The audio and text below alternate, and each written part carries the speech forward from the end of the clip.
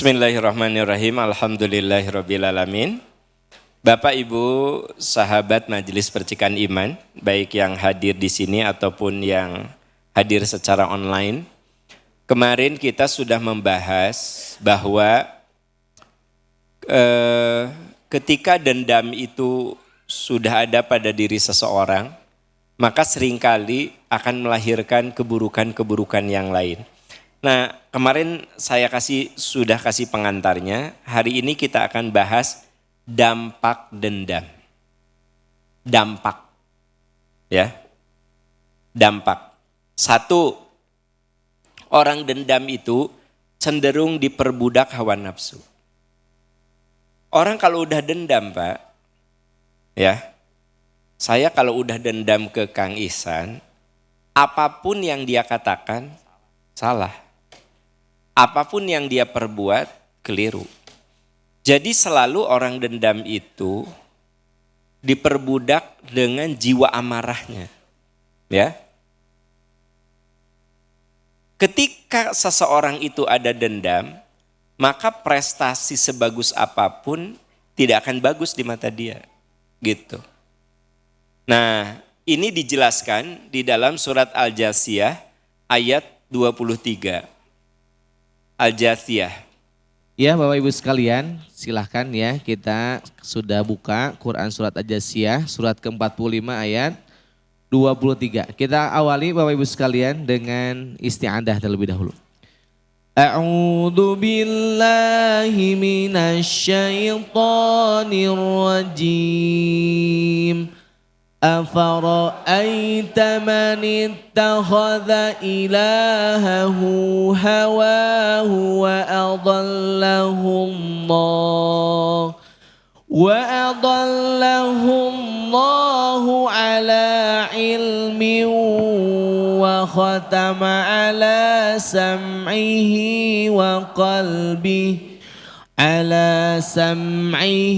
وقلبه وجعل على بصره غشاوة فمن يهديه من بعد الله أفلا تذكرون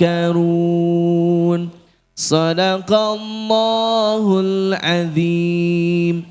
Kemarin kita bahas bahwa dendam itu bermula dari amarah. Amarah yang dipupuk,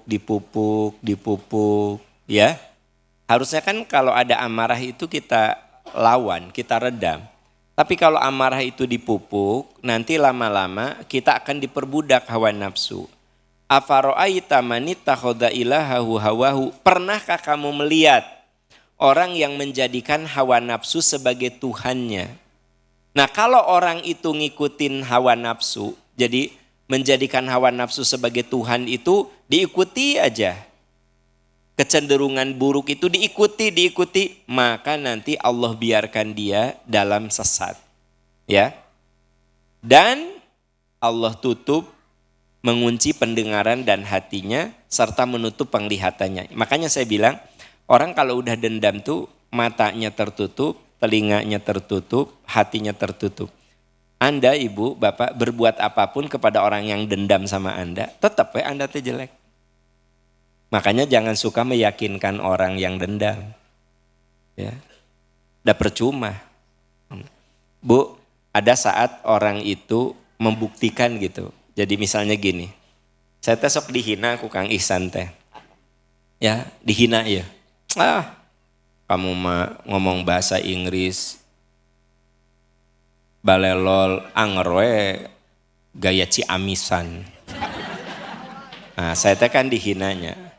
Saya akan buktikan bahwa saya bisa. Dan memang saya bisa membuktikan. Tapi tahu nggak?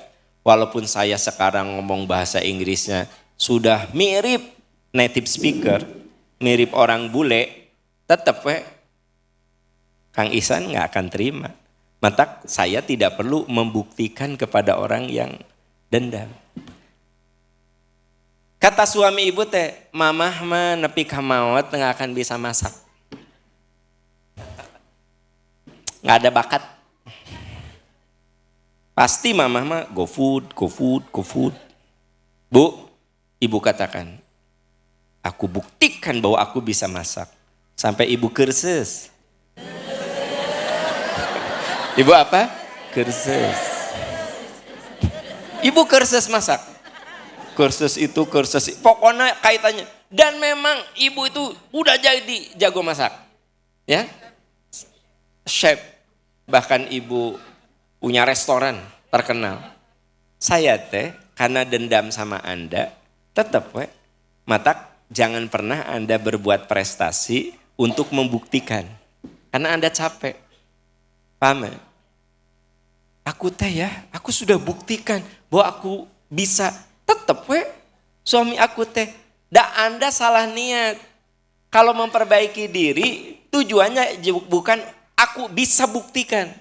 Kudu bu, hidup mah tidak perlu pembuktian. Jalani saja ya. Orang mau terima syukur, enggak terima juga enggak apa-apa. Kalau ibu membuktikan ke suami, aku bisa masak. Emang kalau ibu udah jago masak, emang suami ibu berubah? Belum tentu. Tetap ngehinakan ibu. Jadi tidak perlu kita membuktikan kehebatan kita kepada orang yang enggak suka sama kita. Kalau Ustadz Ihsan gak suka sama saya tidak perlu membuktikan bahwa saya mampu. Tekudu, capek-capek. Yang penting saya berusaha untuk menjadi lebih baik. Jadi jangan sekali-kali Anda berbuat sesuatu membuktikan bahwa saya bisa. Persoalannya ketika Anda sudah bisa, orang yang butuh pembuktian itu belum tentu menerima kita. Mamah menepi ka kiamat moal turun berat badan teh. Moal sok percaya ke papa. Moal. Aku buktikan. Ibu lari tiap hari. Ibu saum Senin Kemis. Ibu member di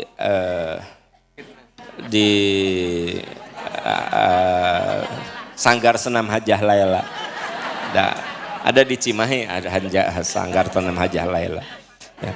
Orang lain mah seminggu 2 kali, dia mah every day, every morning. Wah. Dan benar, ibu bisa membuktikan pada suami ibu bahwa sekarang ibu badannya ideal. Pertanyaannya, apakah suamimu akan menghargai? Belum tentu, belum tentu. Ibu capek-capek membuktikan. Yang penting ini, pokoknya aku ingin sehat. Ternyata suami menerima ya badan Anda jadi ramping, jadi slim atau tidak, itu urusan kedua. Karena begini menurut Allah, orang kalau sudah diperbudak hawa nafsu, itu pendengaran penglihatan matanya tertutup. Enggak akan bisa lihat kebaikan. Gitu. Ya. Jadi prestasi sehebat apapun di depan orang yang dengki mah, di depan orang dendam mah tidak akan bagus. Gitu. Ada tempat olahraga. Itu standar internasional. Anger we dianggap butut. Rumputnya lah kudu diganti. Atapnya lah kudu dibongkar. Apa? Bodoh banget kan. Ya. Kan itu sudah dibuat oleh standar internasional. Standar FIFA. FIFA apa pipa? Apa? Standar FIFA. FIFA mah bedak atuh, Ce.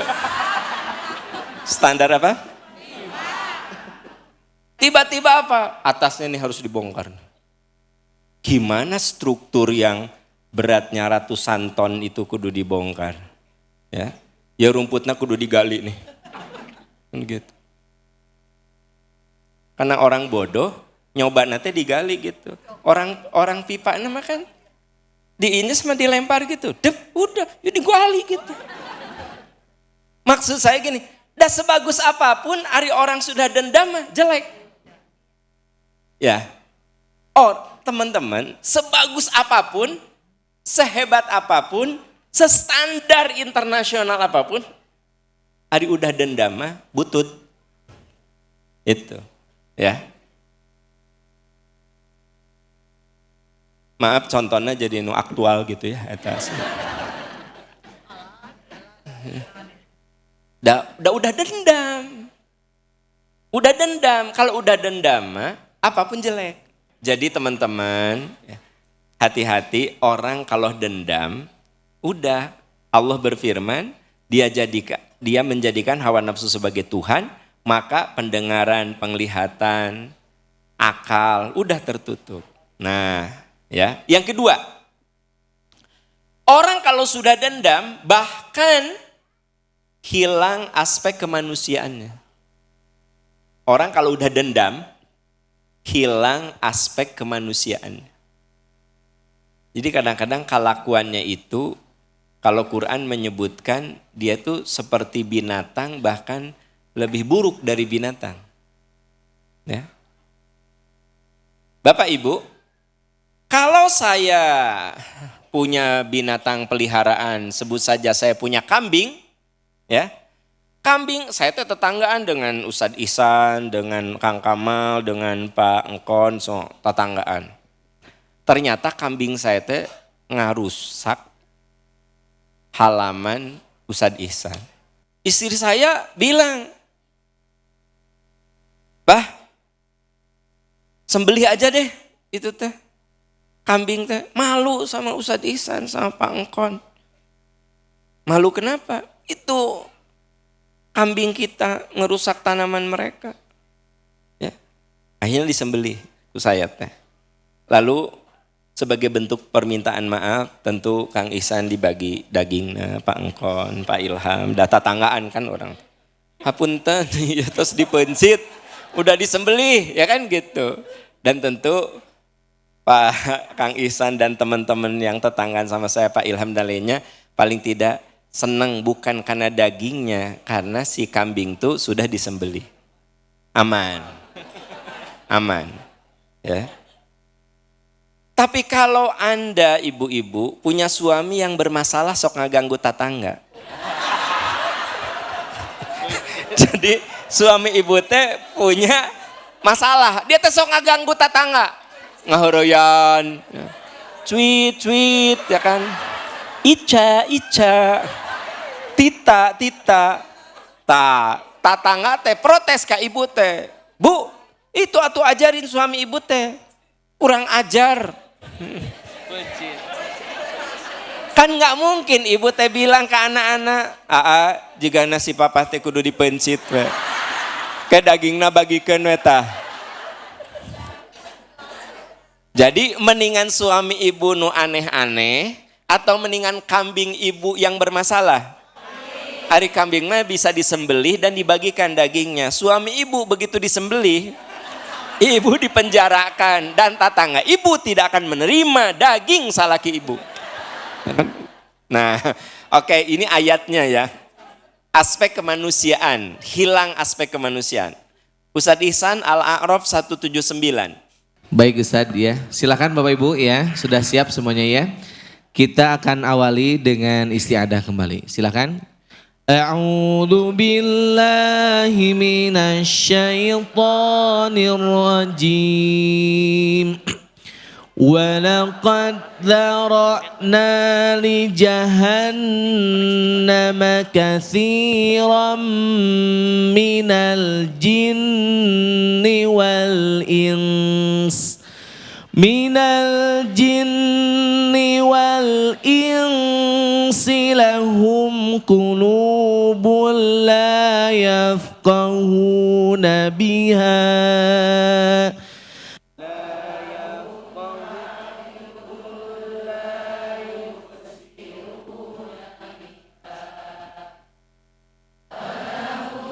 adhanun la yasma'una biha ulaika kal an'ami bal hum adall ulaika humul ghafilun.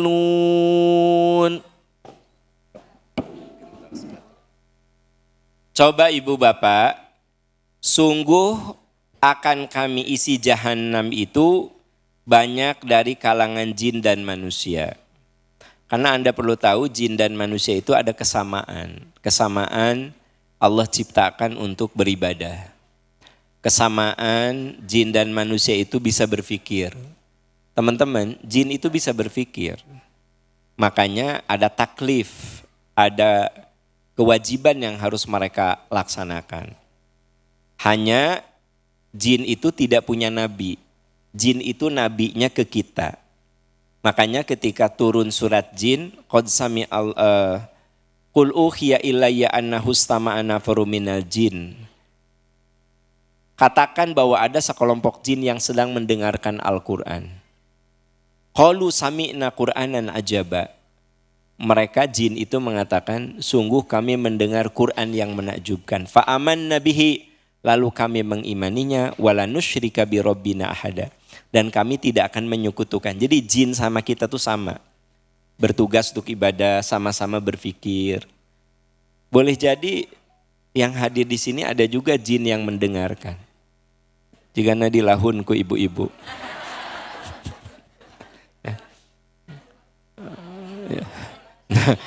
Mereka seperti halnya ketika Nabi membacakan Quran, ada sekelompok jin yang mendengarkan lalu mereka masuk Islam. Nah, makanya di sini ada kata-kata sungguh kami siapkan jahanam itu kebanyakan penghuninya jin dan manusia. Karena jin dan manusia ada yang soleh, ada yang tidak soleh. Wa anna minna solihun wa minna duna dzalik. Kata jin di antara kami ada yang soleh, di antara kami ada juga yang tidak. Ya, jadi jin itu persis sama seperti kita. Mereka berketurunan, mereka berpikir, hanya satu aja bedanya. Mereka termasuk makhluk yang goib, yang tidak bisa tampak. Sementara kita makhluk yang dohir. Namun di akhirat mereka akan mendapatkan seperti yang didapatkan oleh manusia. Ada yang masuk surga, ada yang masuk neraka. Nah di sini dikatakan, walaqad dzara'na li jahannama katsiran minal jinni wal ins. Sungguh kami telah siapkan jahanam itu penghuninya kebanyakan jin dan manusia. Lahum qulubun la yafqahuna biha. Mereka memiliki hati tapi tidak digunakan untuk memahami ayat-ayat Allah. Walahum a'yunun la yubsiruna biha. Mereka memiliki mata tapi tidak digunakan untuk melihat tanda-tanda kuasa Allah. Walahum adhanun la yasma'una biha. Mereka punya telinga tapi tidak digunakan untuk mendengarkan ajaran-ajaran Allah. Ulaika kal an'am. Mereka itu seperti hewan ternak, balhum adall, bahkan lebih sesat lagi. Ulaika humul ghafilun. Kenapa lebih sesat lagi? Karena saya bilang tadi, kalau binatang ternak saya mengganggu tetangga, saya bisa sembelih dan saya bisa bagikan dagingnya. Kalau suami ibu suka mengganggu tetangga, maka suami ibu nggak bisa disembelih, apalagi dibagikan daging. Berarti mendingan binatang ternak sekalian, gitu. Ya, nah ini yang dikatakan mereka itu seperti binatang ternak, bahkan lebih sesat lagi, gitu.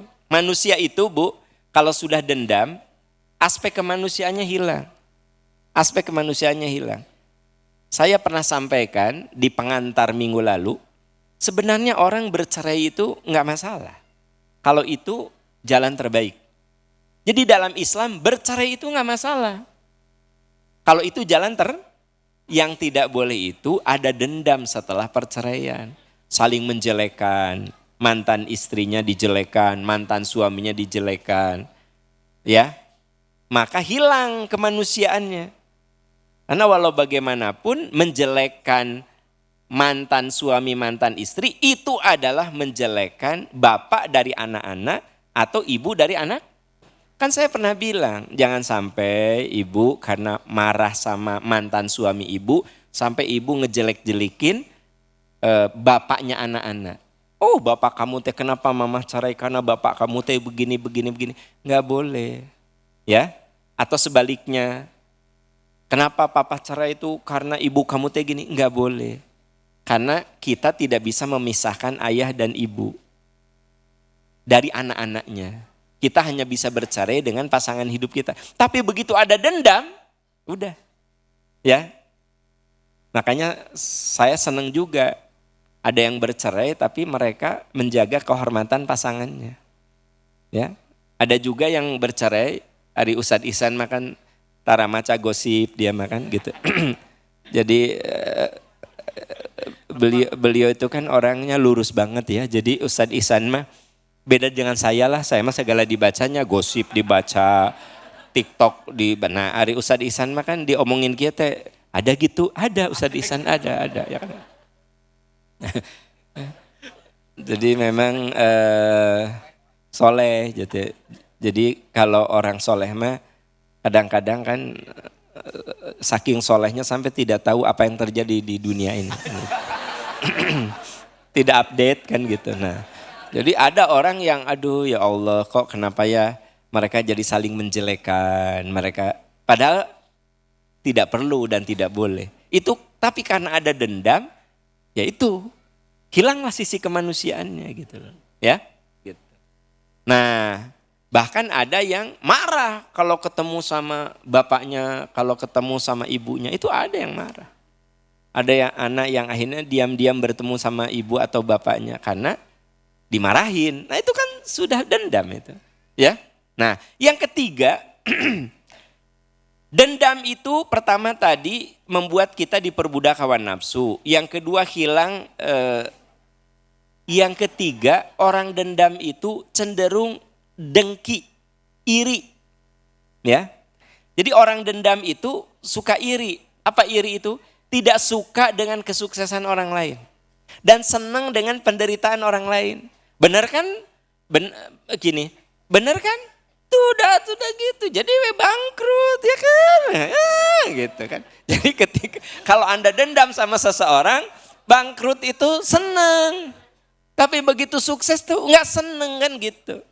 Jadi orang kalau ada dendam tuh gini, suka ada dengki gitu loh ya.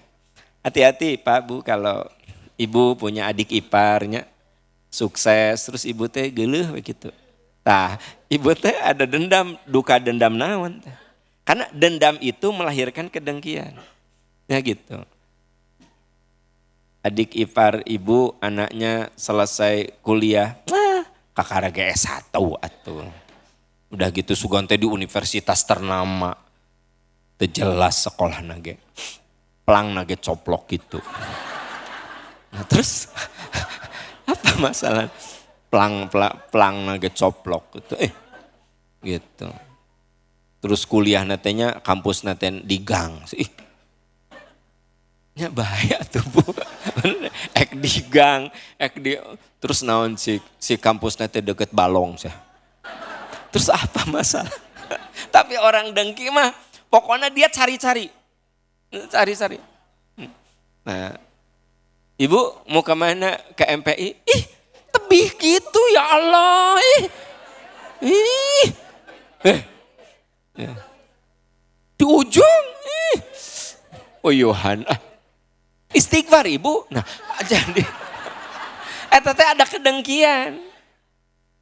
Dah kalau tidak dengki mah Ibu mau kemana? Pengajian di. Oh, yang Arjasari itu. Ibu hebat Ya, Ibu hebat perjalanan dari Ujung Berung berapa lama Bu? 1,5 jam.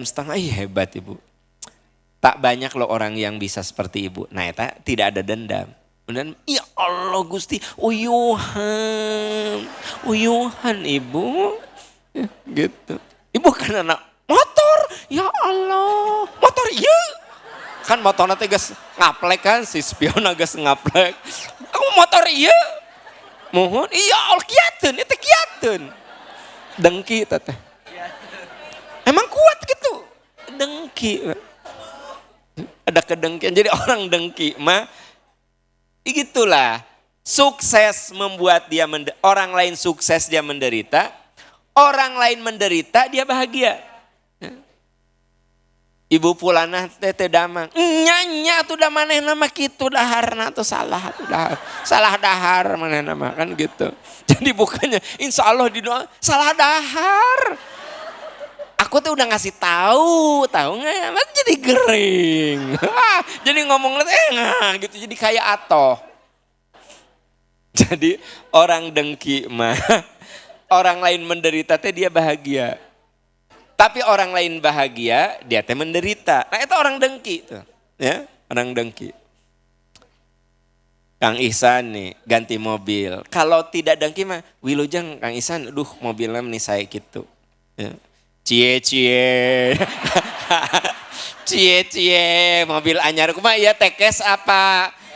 Kredit ya, kredit. Sabaraha tahun? Ah juga nama 7 tahun atau. Orang nanti gimana ya? Ngejulitnya dengki kan dengki. Ya. Ustadz Ihsan coba dicek surat An-Nisa ayat 32. Iya, baik Bapak Ibu sekalian kita buka kembali ya mushafnya, Qur'annya. Kita baca bersama-sama surat An-Nisa, surat keempat ayat 32. Kita awali Bapak Ibu sekalian dengan isti'adzah. A'udzu billahi minasy syaithanir rajim. ولا تتمنوا ما فضل الله به بعضكم على بعض للرجال نصيب مما اكتسبوا وللنساء نصيب مما اكتسبن واسألوا الله من فضله إن الله كان بكل شيء عليما Sadaqallahul azim. Sahabat percikan iman, coba perhatikan ayat tadi dengan jeli. Wala tatamannau ma faddalallahu bihi ba'dakum ala ba'din. Jangan kamu dengki, jangan kamu iri terhadap karunia yang telah Allah lebihkan kepada sebagian kamu atas sebagian lain. Jadi gini Bu, Allah tuh sudah menciptakan manusia itu plus minus. Si ini lebihnya ini, pasti ada kurangnya. Si ini ada kurangnya, pasti ada lebihnya. Jadi semua manusia itu oleh Allah diberi lebih dan kurang. Makanya tidak ada manusia bodoh. Semua manusia itu jenius. Asal pada wilayahnya. Kata Einstein itu semua manusia jenius. Asal dia ditempatkan pada wilayahnya.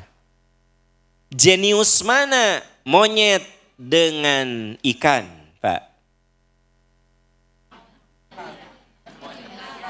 Jenius mana monyet jeung ikan?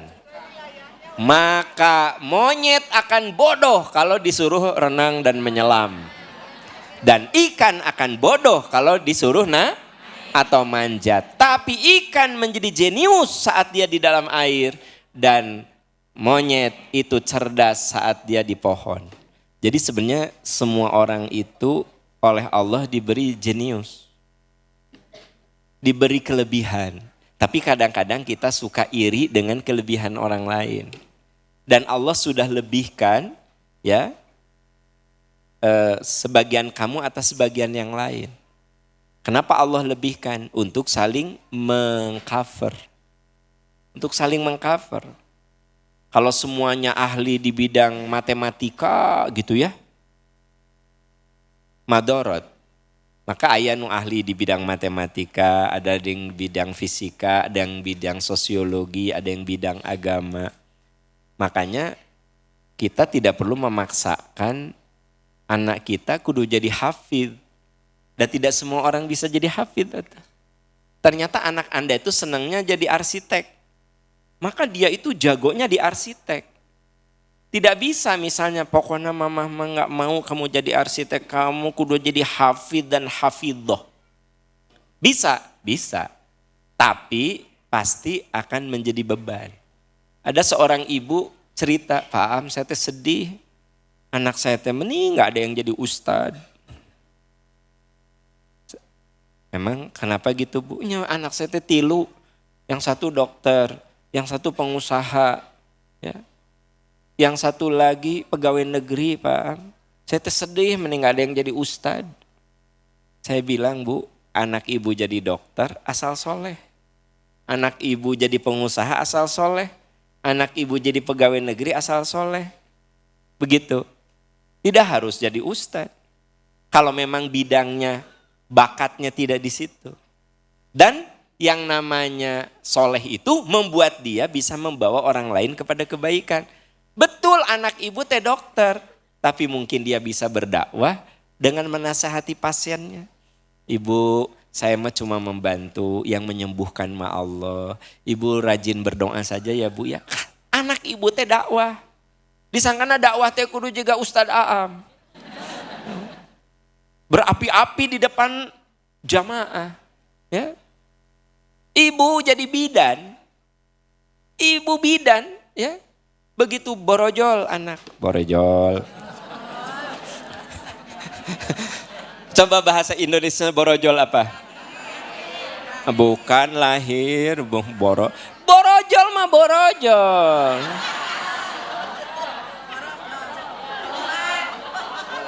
Nah, bahasa Indonesia borojol. Begitu brol. Lahir, ya. Ibu bidan bisa jadi ustazah, tapi Anda tidak perlu mengutip ayat. Tidak perlu mengutip ayat, ya. Ibu bilang, Ibu bahagia sekali, Ibu diamanahi putra oleh Allah. Ibu sing amanahnya ka putra teh pasihan tuang nu sae contoh nu teladan yang bagus ya. Insya Allah putra ibu solehah. Ibu bidan ngomong ke ibu yang baru melahirkan, kan itu dakwah. Tidak perlu ibu bidan ketika si ibu nate keringetan, bersimbah darah. Wa wassaynal insana biwalidayhi hamalathu ummuhu wahnan ala wahnin. Gitu kan. Coba yuk berdarah, coba keringatan, coba masih Ibu bidan, wa wassayna enggak usah. Ibu bidannya ngusap kepala ya ibu yang melahirkan, diusapnya dengan penuh kasih sayang. Ibu alhamdulillah putra ibu sehat, ya teh amanah ti Allah. Ku abdi didoakan ibu putrana sing sol. Itu teh dakwah. Dakwah. Dan yang namanya dakwah itu tidak harus wa wasainal insana. Tidak harus ngutip ayat. Ya. Ibu, bapak, kita jadi guru. Kita bilang, anak-anakku tercinta, Bapak yakin dari kelas ini akan lahir orang-orang hebat. Akan ada yang jadi ilmuwan, akan ada yang jadi pengusaha, ada yang jadi ulama. Bapak yakin kalian adalah orang-orang hebat. Sok belajar yang benar nak ya. Jangan sampai masa muda kalian dihabiskan untuk hal yang gak guna. Belajar yang benar. Percayalah omongan Bapak, kalian jadi orang-orang hebat. Kan itu dakwah. Itu dakwah teman-teman sekalian. Ya. Dan saya ngomong gitu ke anak-anak, ke murid saya tidak mengutip ayat. Tidak, anak-anak, tahukah ada firman Allah? Cek bar, geus khutbah deui. Kalau ada firman Allah, geus khutbah, khutbah geus khutbah. Kan gitu ya. Jadi ada saat memang kita mengutip ayat, ada saat tidak perlu mengutip ayat. Ya, gitu. Nah, jadi Allah itu sudah lebihkan setiap orang, ya. Saya jadi pengusaha, saya punya anak buah 20 orang. Saya cuma bilang gini, teman-teman, ya, bekerja keras. Percayalah kalau Anda bekerja, Anda memberikan nafkah yang halal sama keluarga. Yuk, kita bekerja keras ya. Kalau ada rezeki nanti sedekah. Dan saya minta di kantor kita ada musola. Saya maunya pas sholat duhur, sholat semuanya, tinggalkan kegiatan.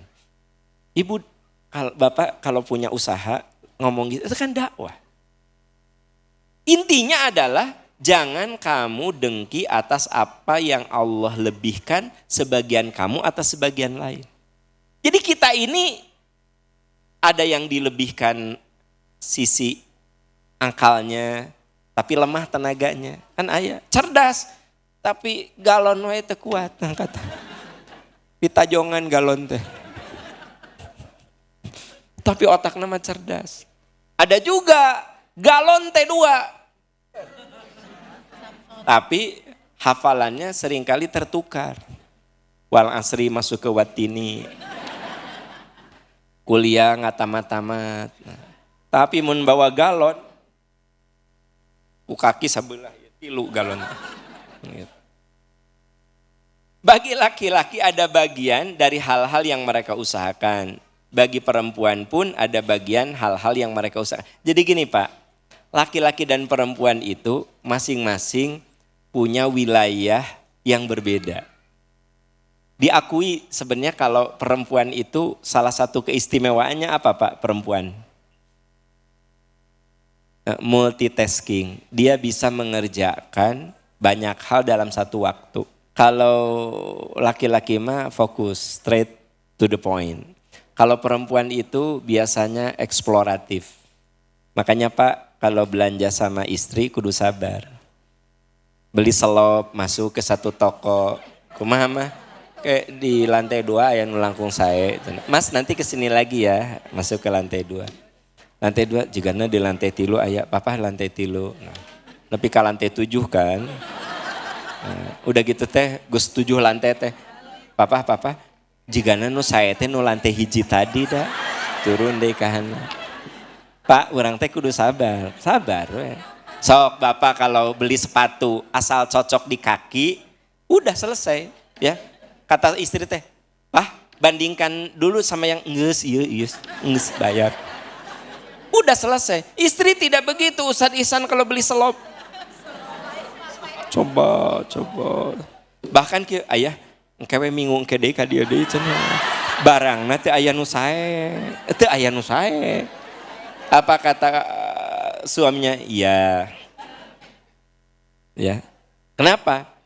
Allah lebihkan laki-laki dari perempuan sesuai dengan yang mereka usahakan. Jadi memang beda Pak. Anak laki sama anak perempuan tuh beda. Gitu ya.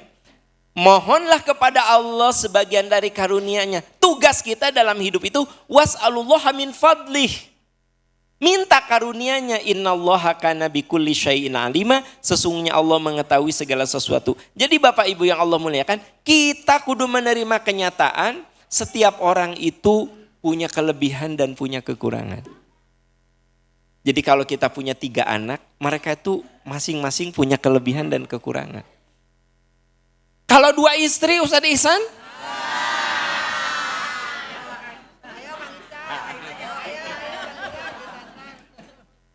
Gak akan bisa jawab, da istrina hiji. Ustadz Ihsan mah gak akan bisa jawab, da istrina hiji. Gitu.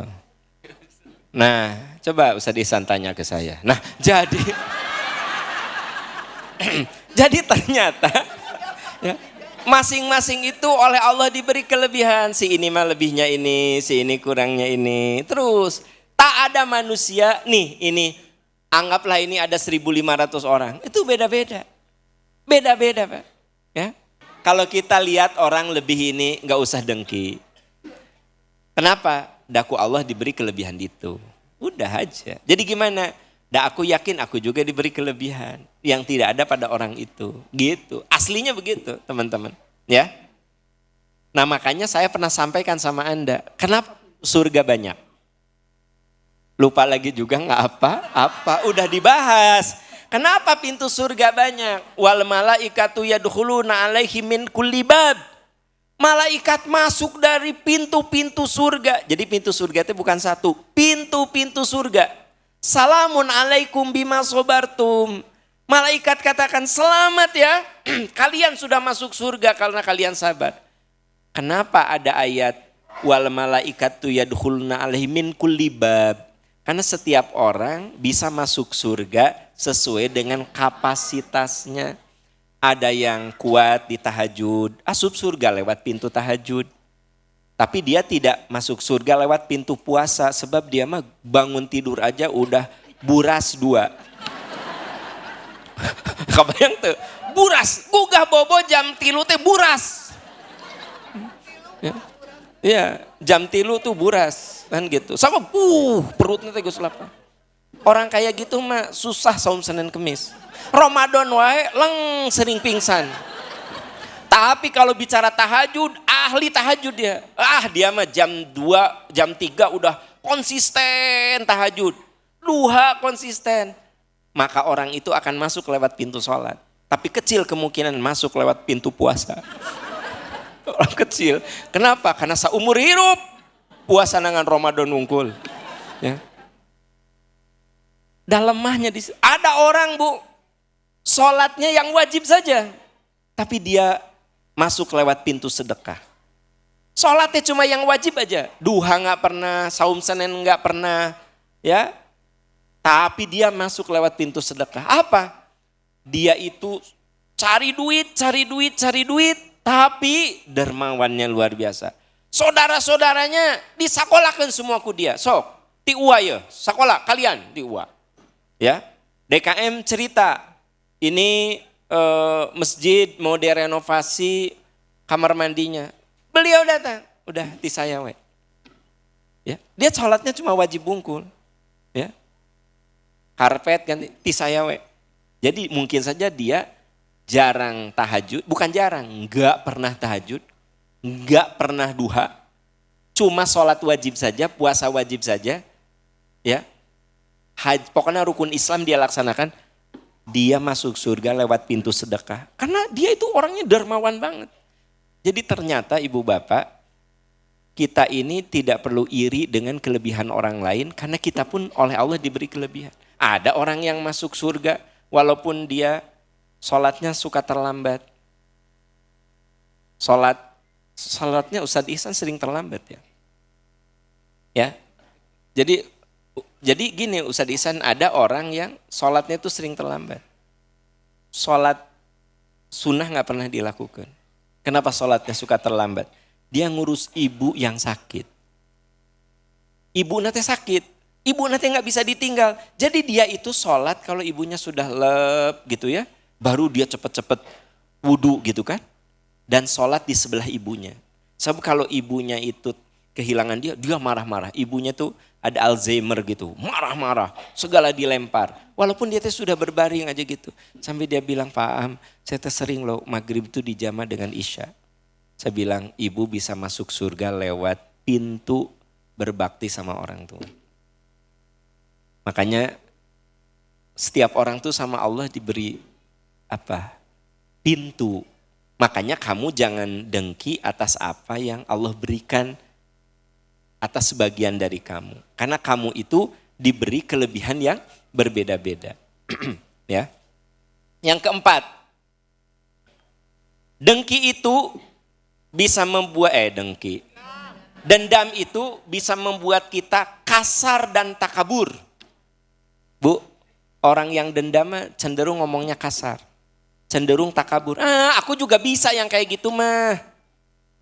Nah, terus kasar orang nanti, ya. Nah, ini mah ada di dalam hadis riwayat Bukhari Muslim. Ala ukhbirukum bi ahlin nar. Maukah aku beritahukan tentang penghuni neraka? Qalu bala, tentu saja ya Rasulullah. Jadi Nabi pernah bersabda, ala ukhbirukum bi ahlin nar. Maukah aku tunjukkan kepadamu siapa ahli neraka? Qalu bala, tentu saja ya Rasulullah. Qala kullu utullin jawadin mustakbirin. Kata Nabi, orang kasar dalam omongan dan perilaku, rakus dan takabur. Jadi kata Rasul, kamu tahu nggak ahli neraka itu siapa?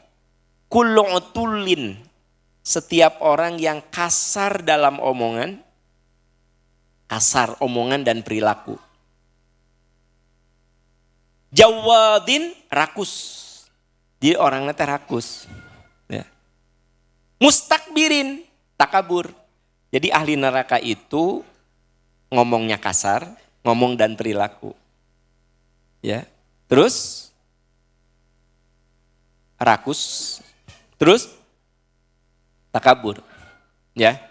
Kata Nabi, ala ukhbirukum bi ahlin nar, maukah aku tunjukkan kepadamu ahli neraka? Qalu bala, tentu saja ya Rasulullah, siapa mereka? Qala kullu utullin jawadin mustakbirin, yaitu orang yang kasar omongannya serta perilakunya, rakus dan takabur. Nah, biasanya orang yang dendam itu ngomongnya kasar. Karena dia tidak pernah menghargai orang yang dia dendami. Kemudian pasti sombong kepada orang yang, kalau saya dendam ke Ustadz Ihsan, pasti saya bilang, saya juga bisa. Yang gitu mah cetek, orang gak bisa. Gitu. Karena saya kalau ada dendam itu cenderung takabur. Udah gitu cenderung saya omongannya kasar, ya. Kasar itu Bu,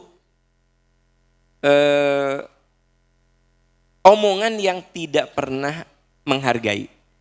Ya. Jadi omongan yang nyelekit, yang tidak menghargai gitu, ya. Kadang-kadang seperti ngomong nasehat, tapi nyelekit. Mah, olahraga tuh tangan ini juga timbal gitu. Kasar kan. Ya, ari tangan mah kudu juga buras. Kalau tangan tuh harus kayak buras mama.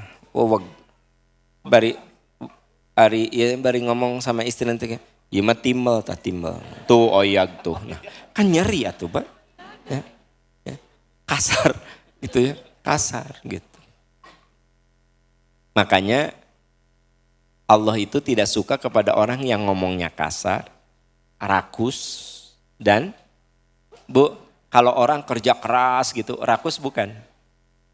Bukan. Ya. Orang kerja keras gitu ya, punya warung nih, orang lain mah jam maghrib udah tutup, dia mah tutupnya jam 11 malam, rakus ente. Eta mah kerja keras, karena dia mikir di kampung saya teh, maghrib rata-rata tutup, tapi masih banyak orang yang butuh gula, butuh apa, belanja kan. Saya mah tutupnya jam 10 we. Ya. Teteh meni rakus. Ya. Jam 10 kakara tutup, dari jalmi mah tong rakus atuh. Ya itu mah kerja keras. Ya. Jadi bedakan antara rakus dan kerja keras. Nah, Ustadz Ihsan mah kalau punya buku, beliau mah nggak akan tidur sebelum buku itu beliau tamatkan. Jadi mun buku 400 halaman dia nggak tidur. 400 itu dia selesaikan. Karena dia bilang kalau dibesokkan saya malah tidak ada waktu ditamatkan. Itu Ustadz Ihsan rakus apa kerja keras? Kerja keras. Jadi yang si Ihsanna rakus pisan. Eta buku 400 halaman tamat saya sapeting. Ini rakus gitu, eta mah kerja keras, nah kan gitu. Nah, ibu bapak, itu 4 dampak dari, nah ada satu cerita yang ingin saya sampaikan ketika Ali bin Abi Thalib berperang. Ya. Jadi Ali itu orang yang fisiknya hebat, otaknya cerdas. Makanya ada beberapa kejadian di mana Rasulullah itu menyerahkan bendera peperangan itu kepada Ali bin Abi Thalib. Karena memang Ali ini orangnya pinter bela diri, terus otaknya cerdas. Sampai ada keterangan Ali itu babul ilmi, pintunya ilmu. Kata Ali, coba kamu sebut satu ayat. Saya tahu di mana ayat itu turun dan dalam konteks apa ayat itu turun. Jadi setiap ayat itu turunnya kan beda-beda Bu. Ibu mah kan taunya Al-Alaq di mana? Di Gua Hiro. Ya, Al-Alaq. Terus Al-Yauma akmaltu lakum dinakum di mana? Nah, enggak tahu juga enggak apa. Enggak taunya Al-Alaq. Nah, Ali bin Abi Thalib mah 6.666 ayat. Kamu sebut ayat itu, aku tahu di mana. Berarti memang beliau itu disebut babul ilmi, pintunya ilmu. Terus beliau ini oleh Rasul suka diamanahi untuk mubarozah. Jadi mubarozah itu begini.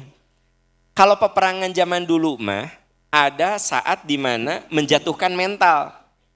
Mubarozah itu duel. Apa? Jadi gini, misalnya dari kalangan kafir, siapa yang dianggap jago, sok ke depan. Dari umat Islam, siapa? Itu selalu Ali yang ke depan. Ya. Ali itu pernah menebaskan pedang, jadi di kuda. Jadi di ujung kepala sama ujung itu coplot, belah. Bukan, dakar mubarozah. Itu apa? Membuat mental musuh turun. Gitu, drop. Jadi Bu, perang zaman dulu mah lebih lebih apa? Mengerikan. Ya, daripada sekarang. Dulu mah yang namanya panglima, jenderal itu paling depan. Kan sekarang mah di tukang. Ya. Wah, Gus tentara paeh KB. Si jenderal balik. Jadi jenderal sekarang mah buat strategi. Dulu mah yang namanya jenderal itu di depan. Jadi pang duluannya mati teh jenderalnya, si panglimanya. Dulu perang zaman dulu begitu. Kalau perang zaman sekarang kan jenderal mah ya pokoknya pang nyamannya lah gitu. Si tentara berdarah-darah mah dia mah ya cuma gini, ya serang mundur, mundur serang mundur, maju kamu maju ya gitu ya. Nah, Bapak Ibu, Ali bin Abi Thalib itu seringkali jadi panglima, ya kan? Gitu. Satu saat terjadi dalam peperangan, ada orang yang ditebas oleh Ali, terjatuh. Saat terjatuh, dia meludahi wajah Ali. Dah, ya. Ali nggak jadi menebas orang itu, nggak jadi. Kata si kafir itu, kenapa kamu nggak jadi? Tadi saya menjatuhkan kamu karena Allah. Tapi kalau saya menebas kamu, saya karena dendam, karena kamu ngeludahi saya. Jadi alimah, orang yang benar-benar bersih dari dendam. Begitu diludahi, nggak jadi. Ya. Kenapa? Aku nggak mau membunuh kamu, walaupun kan yang dalam peperangan boleh membunuh. Ya, saya tadi karena Allah. Saya membela agama Allah. Begitu kamu terjatuh dan saya tinggal menghunjamkan pedang saya, kamu meludahi saya. Berarti saya marah kan? Saya nggak mau. Anda tahu nggak bagaimana dendam Ali itu bersih dari segala dendam. Jadi kalaupun harus berperang, berperang karena Allah. Ya, Ibu, di Amerika ada seorang anak remaja yang dibunuh. Terus si yang membunuhnya dihukum. Ternyata tahu nggak, si orang tuanya itu, si orang tua anak yang dibunuh itu memeluk orang yang membunuhnya. Lalu dia bilang, ya, saya memaafkan kamu. Saya memaafkan kamu. Memang anak saya mati, ya qadarullah matinya harus di tangan kamu. Tapi saya memaafkan kamu. Saya melaksanakan ajaran saya untuk memaafkan kamu. Tahu nggak, orang yang membunuhnya bukan diludahi, dipukul, dipeluk. Dan dia bilang, saya memaafkan kamu. Begitu. Ya. Artinya apa? Betapa berlapang hati itu obat dari pemaaf itu obat dari semua dendam. Ya. Jadi ketika kita lihat dari perilaku para sahabat, perilaku orang-orang soleh, mereka itu justru memaafkan di saat mampu untuk membalasnya. Karena memaafkan yang paling hebat itu ketika mampu untuk membalasnya. Saya tidak mampu membalas. Saya bilang, udahlah saya maafkan. Ustadz Ihsan nanya, kenapa? Saya nggak balasnya ya teh. Berarti saya pemaaf bukan? Jadi memaafkan itu ketika saya mampu membalas, saya maafkan. Itu yang hebat. Ya. Ketika kita tidak bisa membalas, lalu karena susah dibalas kan, akhirnya gini, geus lah ku saya dihampura. Kenapa? Saya nggak balasnya itu teh. Nah jadi teman-teman semuanya, ternyata para sahabat dan orang-orang soleh sudah menunjukkan ketika jiwa dendam itu hilang dari diri kita, dimunculkan jiwa maaf, maka akan lahir suatu perilaku-perilaku yang sangat mulia. Semoga kita semua oleh Allah dijauhkan dari sifat dendam. Amin ya robbal alamin. Ibu bapak, itu saja yang bisa kita bahas. Insya Allah pekan depan kita bertemu lagi di sini dengan tema yang baru. Subhanaka Allahumma wa bihamdika. Asyhadu an la ilaha illa anta astaghfiruka wa atubu ilaik. Walhamdulillahirabbil alamin. Wassalamualaikum warahmatullahi wabarakatuh.